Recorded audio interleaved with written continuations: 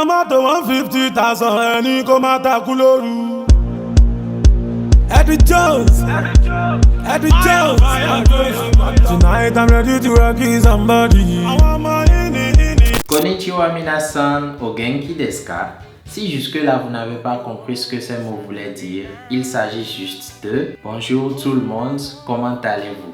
Et à ça on répond Hi genki desu. Oui, ça va bien. Alors aujourd'hui, vidéo chill sans prise de tête où je vais vous raconter mon aventure en tant qu'étudiant de japonais. Oui, j'ai vraiment étudié la langue et pas qu'un peu. En bon amateur de manga que je suis, il me fallait passer par cette case. Cette aventure commence donc quelques mois après l'obtention de mon diplôme de licence, après que mon dernier stage m'ait complètement dégoûté du domaine dans lequel j'avais étudié. J'avais choisi de faire un break de quelques mois pour décider de ce que j'allais faire de ma vie. À ce moment, mon rêve d'enfance commençait à ressurgir dans mon esprit. Et pour le réaliser, il fallait absolument me rendre au Japon. La première étape étant de commencer par apprendre la langue. C'est ainsi qu'en janvier 2020, je m'inscris à un cours gratuit de japonais qu'offre une ONG de ma ville et que je commence mon apprentissage.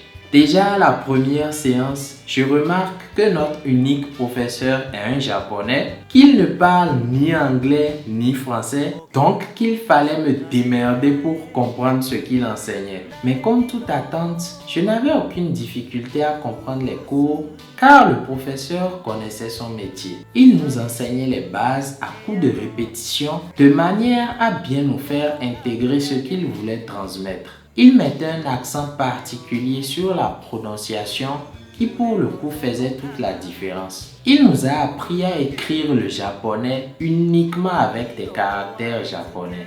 Il n'était donc pas question d'écrire en romaji pour se mentir. C'était une immersion totale. Notre promotion comptait une douzaine d'élèves tout au plus et nous faisions cours du lundi au vendredi de 13h à 14h30 environ. Il y avait différentes catégories d'élèves, du fonctionnaire, père de famille, à la petite fille au collège, en passant par les jeunes diplômés en quête d'opportunités. Et comme dans toute classe, il y en avait de plus studieux que d'autres, certains qui percutaient rapidement et d'autres qui voyaient flou, au point que le prof perde toute une séance à leur expliquer une seule notion. Parce qu'il était le genre de professeur à veiller à ce que tous ses élèves soient au même niveau de compréhension. Et bien sûr, il y avait l'intello de la classe qui a pris le temps de se cultiver à l'avance et qui ne ratait pas la moindre occasion de montrer qu'il connaît. Si au cours de votre apprentissage, vous tombez sur ce genre d'élèves, ignorez-les. Si vous faites attention à eux, vous allez juste vous décourager et abandonner. Considérez que face à quelqu'un qui vit au Japon et qui parle la langue au quotidien, toutes ces connaissances ne valent pas grand-chose. Donc, vous n'avez pas à vous prendre la tête. Bref. Au fil des discussions, j'étais étonné de constater que tous les élèves n'étaient pas là parce qu'ils aimaient les mangas. Une bonne partie s'en foutait totalement et était juste intéressé par la culture japonaise. En parlant de manga, j'ai une fois proposé au professeur de lui copier des animes pour qu'il ait de quoi s'occuper pendant ses heures creuses. J'étais con, vous pouvez m'insulter. C'est ce jour-là que j'ai appris que japonais ne rime pas forcément avec fan de manga. Et aussi que les japonais savent dire non, contrairement à ce qu'on pense. Pour revenir sur le prof, il était très investi dans son cours et n'hésitait pas à faire le pitre pour nous faire comprendre certaines notions.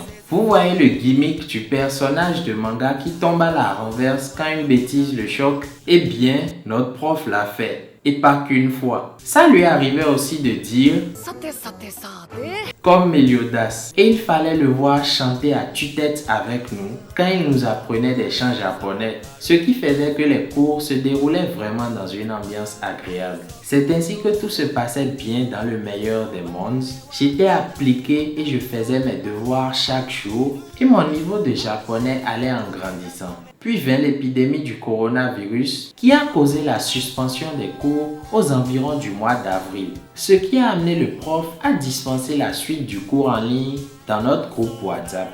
Et autant il était adorable en classe, autant il était détestable sur les réseaux. Au début, ça avait l'air de simples rappels, quelques questions-réponses sur les notions déjà vues en classe, mais c'est rapidement parti en... Vous savez que dans ce genre de situation où les cours sont arrêtés, la flemme est trop puissante. Personne ne travaille. Et même si au début tu t'y mets, la flemme finit par te rattraper.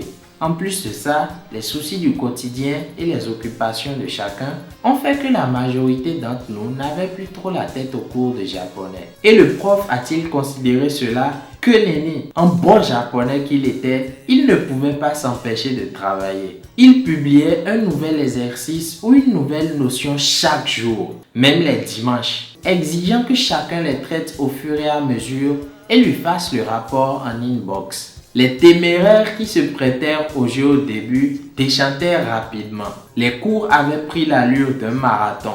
Soutenu par les faillots de la classe, il continuait son enseignement journalier. Pour nous qui avions pris du retard sur les premiers exercices, l'écart ne faisait que se creuser. Craignant pour la différence de niveau dans la classe à la reprise, certains élèves, moi y compris, ont essayé d'intercéder auprès du prof. Mais son assistant et lui ne voulurent rien entendre, ayant toujours des raisons pertinentes pour justifier la situation. Et la suspension des cours se prolongea pendant des mois. À force, la quasi-totalité des élèves ont lâché l'affaire. Quant à moi, ne pouvant pas me permettre d'abandonner et de perdre l'année, j'ai décidé de m'y remettre après quelques mois d'absence pour des raisons personnelles. J'ai donc repris le travail à bras le corps. J'écrivais chaque jour au professeur, traitant l'un après l'autre les exercices qu'il avait envoyés les mois passés. C'était un calvaire. Quand je ne comprenais pas un détail du cours, il fallait lui demander des explications. Et je vous rappelle que le prof ne parlait ni français ni anglais. J'utilisais donc Google Trad pour poser mes questions. Et n'étant pas un logiciel fiable pour une langue comme le japonais, le professeur envoyait généralement des points d'interrogation en guise de réponse, sans chercher à comprendre les intentions derrière ces questions. Et si tu faisais l'erreur de lui écrire en français, il t'ignorait purement et simplement. Et quand ça passait, il avait cette manie de répondre aux questions par une autre question. C'était agaçant à force. Avec le temps, j'ai fini par comprendre que même si les Japonais, par leur politesse, leur avenance et leur sourire incessant, vous donnent l'impression d'être importants à leurs yeux, il ne faut pas se leurrer. Ils n'en ont rien à foutre de vous. C'est juste leur coutume de se comporter de cette manière, surtout dans le cadre professionnel. Quant à notre prof, j'ai compris que son seul souci était d'améliorer notre niveau en japonais, peu importe notre état d'âme. Ce qui est admirable en vrai, car je vous rappelle que les cours étaient gratuits. Plusieurs fois, j'ai dû ravaler ma fierté pour me plier à ses exigences. Et au final, ça m'a plutôt bien servi. J'ai beaucoup appris de lui. Et ces fréquentes corrections m'ont permis de corriger des lacunes que je n'aurais jamais remarquées en travaillant seul. Et sur le plan psychologique, cela m'a permis de me préparer à affronter les mentalités japonaises auxquelles j'aurais fini par être confronté si j'allais vivre au pays du soleil levant. Alors, comment tout cela s'est terminé? Après plusieurs semaines à rusher les différentes leçons comme un fou, il m'a retourné en première année, au même titre que les élèves qui n'avaient rien fait durant la période de suspension des cours. C'est rageant, n'est-ce pas? Et ce qui a porté un gros coup à ma volonté de continuer, c'est qu'en temps, j'avais passé l'examen du JLPT, l'équivalent du TOEFL en anglais, organisé dans cette même école, et j'ai échoué lamentablement. De quoi se demander à quoi a servi tous ces mois de travail au final. Et j'avais complètement oublié ce détail. Mais cette année-là, j'avais également postulé à une bourse d'études de l'ambassade du Japon qui m'aurait permis de me rapprocher de l'objectif pour lequel j'avais démarré cette aventure. Et là aussi, je n'ai pas été retenu. Waouh! 0 sur tous les tableaux. Quelle année de merde. Mais aujourd'hui, je ne regrette rien parce qu'après tous ces échecs, j'intégrais à la fin de cette année-là un incubateur de start-up qui m'initia au monde de l'entrepreneuriat et qui m'a fait découvrir des moyens plus simples d'atteindre mes objectifs sans forcément passer par la case Japon.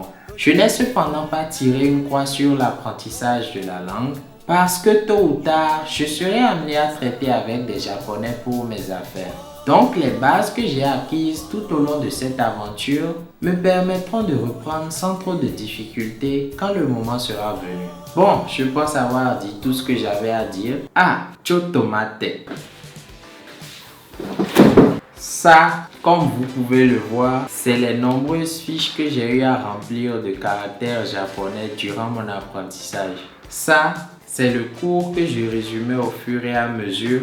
Et ceci, c'est les nombreuses fiches d'exercices du professeur. Donc, quand on parle d'étudier le japonais, ce n'est pas quelque chose qu'on peut faire une fois en passant. C'est vraiment du sérieux. Et après quelques temps de pratique, vous serez capable de faire ça. Koko ni enpitsu to borupen ga ipponzutsu arimasu. Nihon no kodomo no nenrei wa 17 made desu.